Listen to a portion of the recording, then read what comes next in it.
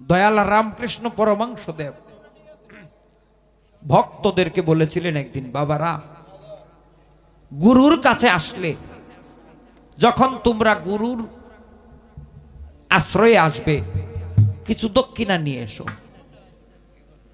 ভক্তরা বলেছিলেন, বাবা, আপনি তো টাকা পয়সা চান না, আর চাইলেও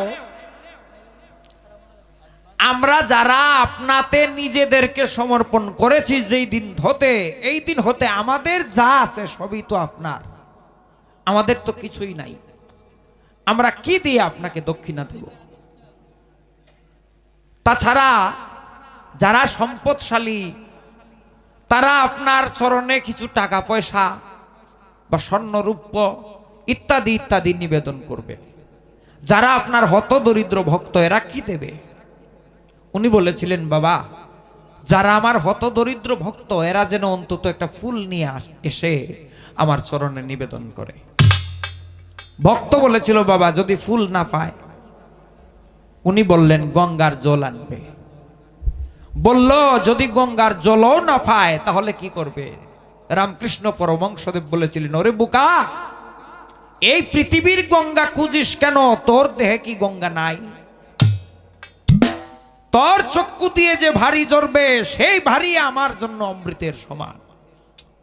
আমার কোন ভক্ত যদি 2 ফোঁটা চোখের জল দিয়ে আমাকে দক্ষিণা দেয়, এর চেয়ে উত্তম দক্ষিণা আর কিছু নাই। মহর্ষি মনমোহন দত্ত তিনিও এক গানে বলেছেন, আমার চোখেরই জল প্রাণেরই টান, সে বিনে কি মন্ত্র আছে প্রাণের প্রাণ কাছে।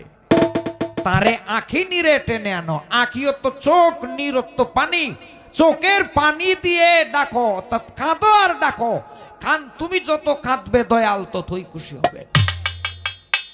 কাঁদো, তার প্রেমে কাঁদো দয়াল। তাই আমি আমার গানে বলেছি, এছাড়া আমার কাছে আর কোনো সম্বল নাই, যাহা কিছু আছে সকলেই তোমার। হ্যাঁ, চোখের জলও তোমার, তবে চোখের জলটা কখন আসে? যখন অন্তরে একটা না পাওয়ার অনুশোচনা। আমি ওই যে শুরুতে বলেছিল, আমি একটা গান গেয়েছিলাম যে দয়াল তোমার ভরসায় উঠিলাম ভাঙা নাই। কয় নাও ডাকি, তুমি ভাঙা নিয়েই এসেছিলে না এসে ভেঙে ফেলেছো? দয়াল, আমি ভাঙা নৌকা নিয়ে আসি নাই, তোমার কোনো দোষ নাই, তুমি ভালো নৌকা দিয়াই আমাকে পাঠিয়েছিলে, আমি এটার বাওয়ার কৌশল জানি না, নৌকাটা চালানোর কৌশল আমার জানা নাই। তাই যখন নৌকার